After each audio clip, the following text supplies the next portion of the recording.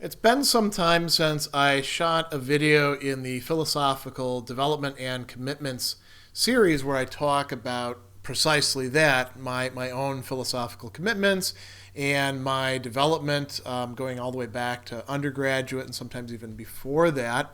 So I had a correspondent and actually a student and a friend of mine email me recently and say, "Hey, Greg, what is with all this Stoic stuff all of a sudden?" So I thought that this might be a good occasion to start adding some more videos to that series, and I'd start out by talking specifically about Stoic philosophy and what my background in it is and why I find it interesting and attractive, but I'm not really a Stoic in a traditional or orthodox sense, although I do draw pretty heavily on Stoicism. So a little bit of recap. Some time ago, in fact, not even in this new space, but back in our old apartment in Kingston, I shot a number of videos. It looks like there were about 7 or 8, where I would talk about how I went through a particular phase in philosophy, and that there's quite a few more stories to tell in that sequence, or about particular philosophers or philosophical schools or traditions that are still quite important for me, or which have assumed some new and perhaps even additional importance by comparison to the past. So Stoicism fits into that second sphere. I didn't go through anything like a Stoic phase, like I went through a Nietzschean phase or a Wittgenstein phase, or actually I went through a Derrida phase, and I'll do a video about that some other time. Instead, Stoicism has been something that has been growing on me over time.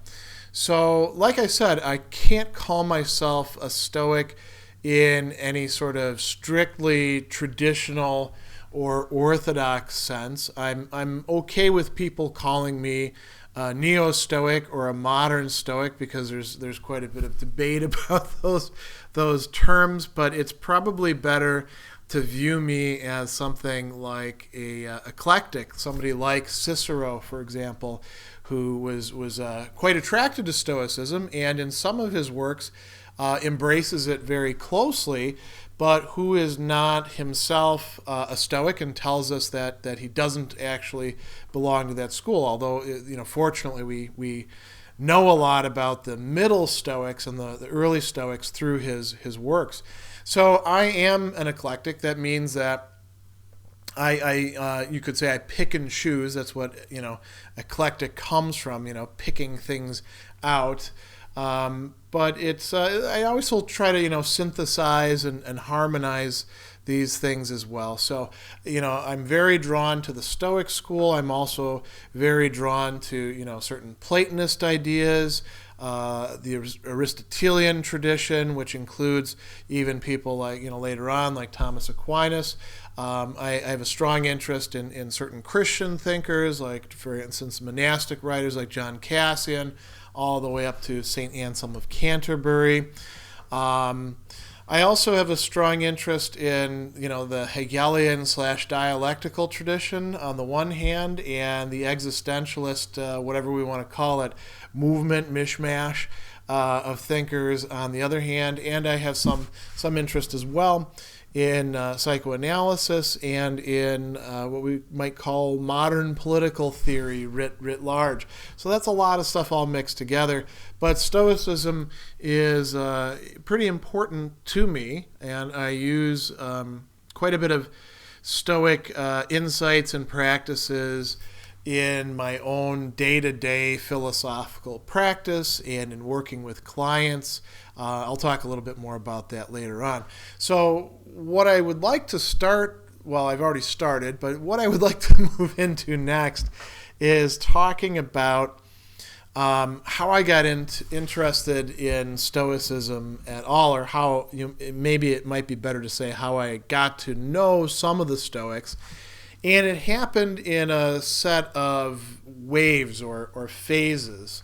So Stoicism was not a philosophy that I encountered prior to going to college. And some of you may know I didn't go to college right away. I didn't intend to go to college at all. I graduated from high school and, kind of screwed around a bit and, worked in restaurants and studied martial arts. And then I went and joined the Army, and I was in the Army for a bit. And I actually picked up some things about philosophy while I was in the Army because I would buy books and talk with people. And then I got out, and then I went to college, and I declared a major in philosophy immediately, not actually knowing what I was getting into. And in my college studies, I encountered two Stoic texts. So I did get to do some firsthand reading of the Stoics. And it was Marcus Aurelius's Meditations, nice, fairly short book, and Epictetus's Enchiridion, a much shorter book.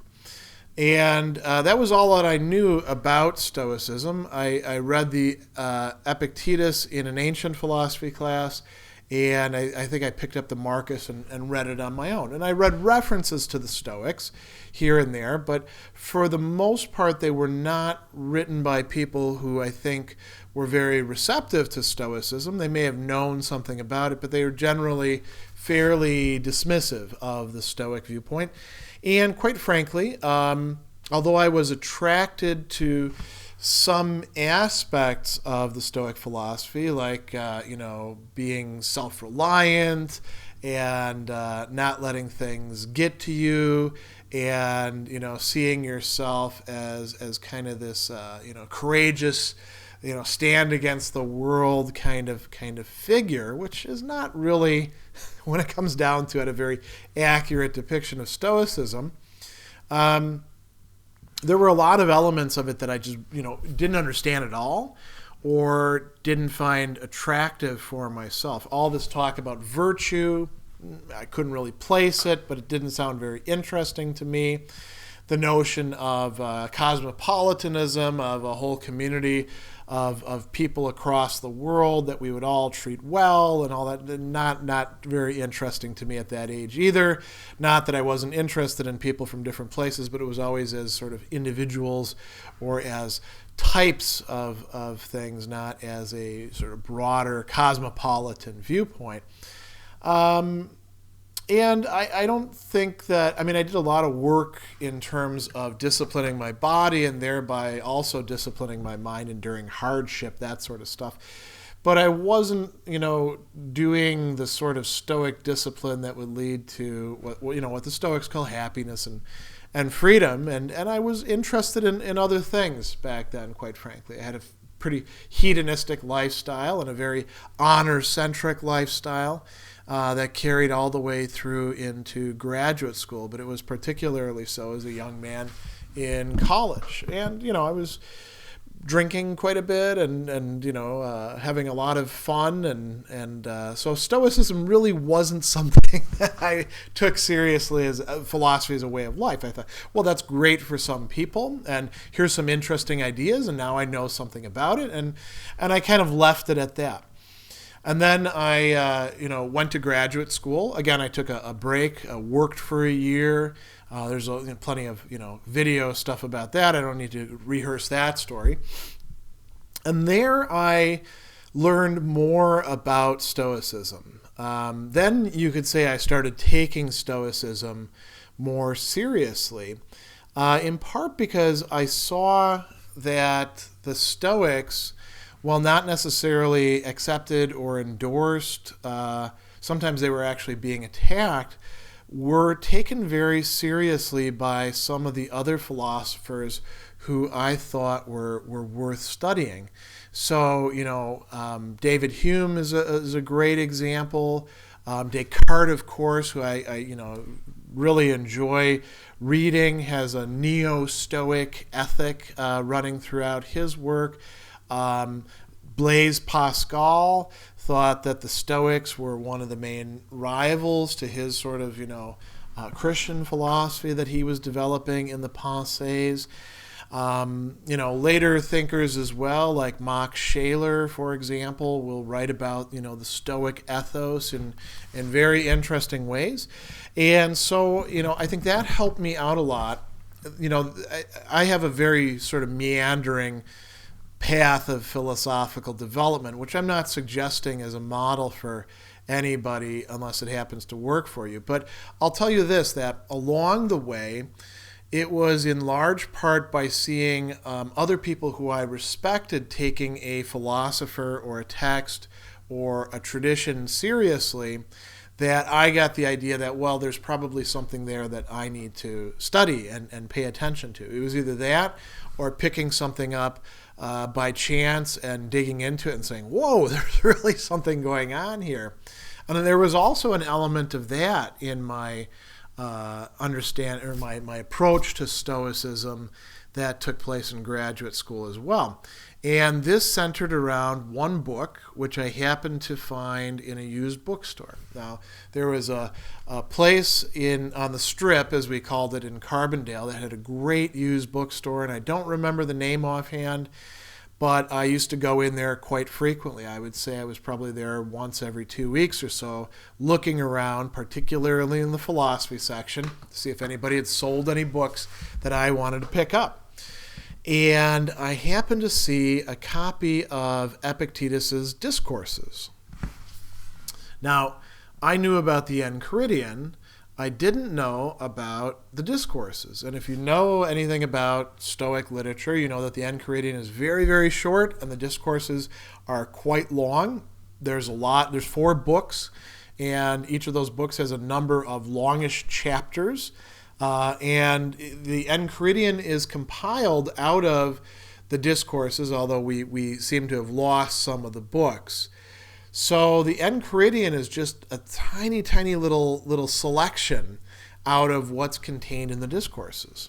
Now, the Discourses themselves don't provide us with the entirety of what Epictetus taught, because Epictetus didn't write anything down. It's his disciple Arius who wrote these things down. And like I said, we've probably lost half of the books of the Discourses. But what we've got is pretty incredible stuff. And it lays out at least the outlines of a systematic Stoic approach to things. And so I started reading this, and I was just fascinated, in part because when I was in graduate school, I became more and more interested in the, we call it the question of the will. And I don't want to say that Epictetus actually has a full-blown conception of the will. Proairesis is not quite the same thing as the faculty of will or voluntas, as we're going to see in later authors, but it's pretty close. And Epictetus gave me a lot of stuff to think about, how habit works, how our choices affect our possibilities for future choices, whether the will is free or not, or whether the faculty of choice, if we want to call it that, is free or not, in what respect it's free, what we can do with our freedom, all these really great questions that were also being asked and addressed by, say, for example, Christian thinkers in the Middle Ages, or by the existentialists in the modern age, or by Hegel in his philosophy, or by Plato and Aristotle. So I saw Epictetus, at least, as providing a really coherent understanding of the human person. Not one yet that I could necessarily get on board with. There was a lot of asceticism that I was, found kind of repellent.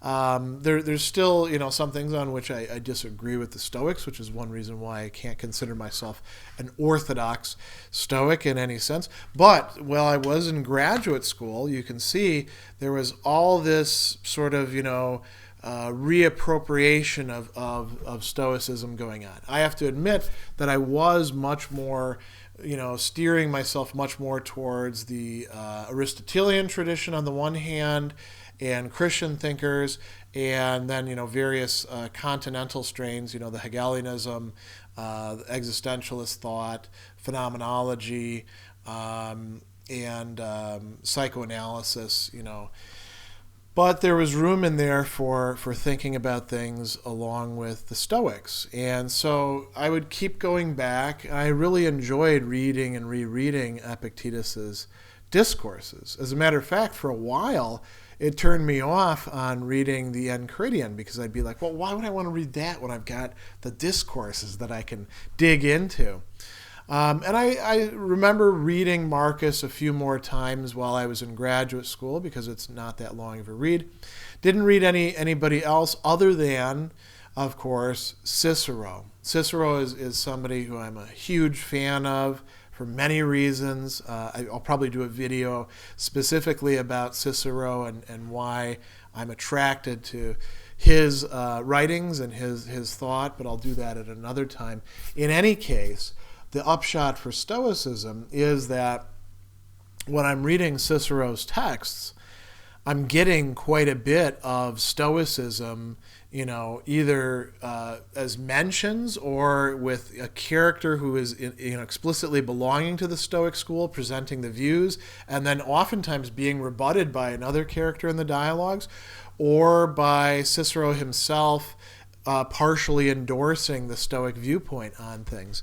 So, I got to know quite a bit about Stoicism in graduate school. Didn't write on it. I was working on other things at the time.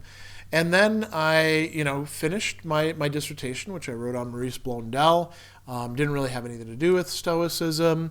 Started teaching at Indiana State Prison, and now I was teaching a wide range of classes, including Intro to Philosophy, nearly every semester, and Ancient Philosophy I got to teach. And actually students there were very interested in the Stoics. And this is about the time that Tom Wolfe's A Man in Full came out. And it was about a guy studying Stoicism in prison, not the kind of prison that my guys were in. But so there was, quite a bit of going back and forth and talking about the Stoics, and that helped to keep it alive as well. At one time, I had a student who was interested in writing about the Enchiridion from the perspective of a prisoner, and we did some back and forth working notes, but it never really got developed. Maybe that's a project for the future sometime. So after graduate school, I was, teaching in the prison, and I was also working on my own scholarly work in my office on my own, and, going to conferences and engaging in seminars and writing papers and all that sort of stuff. And I didn't write much on the Stoics, but I was very interested, as I still am, in models of practical rationality. And I've always used the Stoics as one of those examples. I also became more and more interested in let's call it the phenomenon of anger and the relationship between that emotion, the other emotions, human drives and desires, and the faculty of reason, and how anger influences our choices, how it directs, in certain respects, our will. So I began reading what different philosophical and literary and theological and psychological traditions had to say about anger. And the Stoics have a lot to say about that topic that I found quite interesting. I don't agree with all of it. For example, the Stoics think that anger is uniformly bad. And the Aristotelians are sort of their big, rivals, and they say that. And so I don't go all the way along with the Stoics on that, but I do think that the Stoics developed a lot of really useful techniques. So if you were an Aristotelian and thought that anger could be sometimes good but was often bad, and it needed to be, the emotions needed to be trained and all that, you couldn't,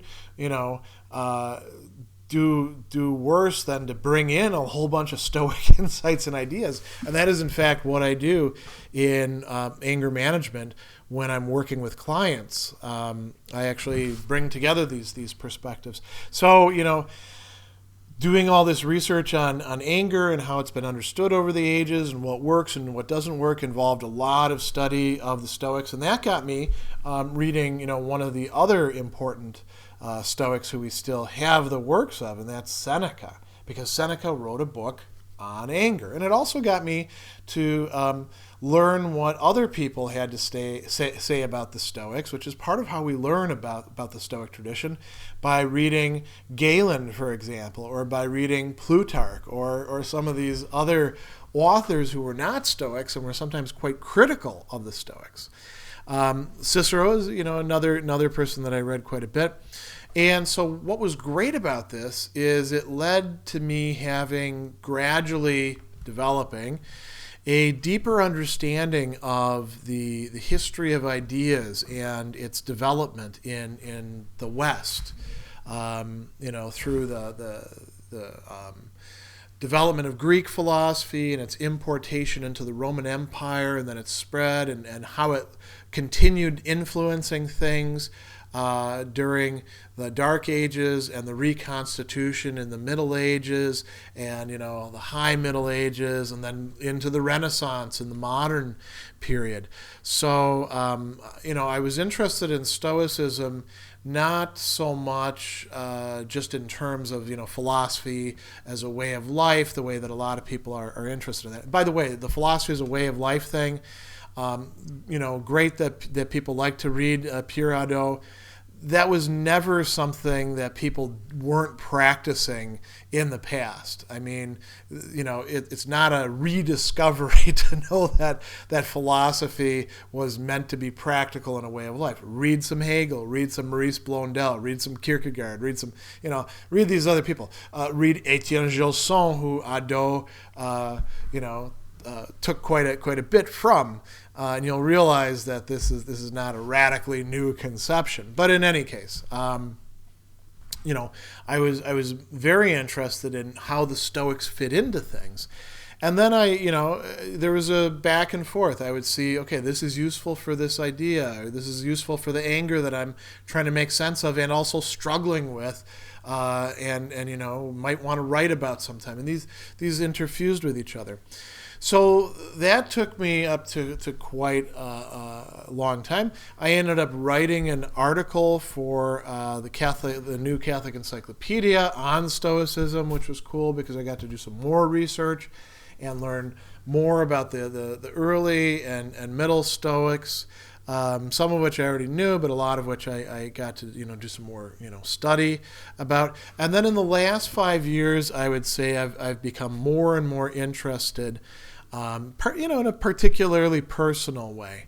And I think for myself, it probably took a maturation process before I could completely understand why Stoic philosophy would in fact have the attraction that it does. I'm somebody who took quite a while to grow up, you might say. And I found Stoic insights very useful in, my philosophical counseling practice, working with clients. I sometimes don't tell them that the ideas are coming from the Stoics, but I use quite a bit of it, particularly from Epictetus. I have to say he's probably my favorite of the Stoics. And as you probably know, I'm actually at present the editor of Stoicism Today, which is an online magazine, let's call it, devoted to ways in which people are adapting Stoicism to the modern age and the problems of life. I'm very honored to have that position, and it came about because I was doing more and more writing and more video work dealing with the Stoics. I still have yet to do much academic writing, but that's slow in coming. But I will eventually be writing some articles on the Stoics. I'm working on several different book projects, more popularly oriented, having to do with Stoicism and its relevance and adaptation to various issues like anger, for example, or what Stoicism has to say about leadership. And I think that it's going to be something that I'm going to keep on researching and deepening my engagement with over the course of my career, which I'm hoping is only half over. If I live to 80 or so and get to work the entire time. I'll have a lot more interesting things to say about the Stoics towards the end of that than I perhaps do at present. But and I'll hopefully also know a little bit more experientially about putting this stuff into practice. But it's something that I'm very interested in, and at present doesn't mean that I'm not equally within the Aristotelian tradition or other important traditions that are components of my philosophical commitments and developments. But Stoicism is something that I think for me is here to stay.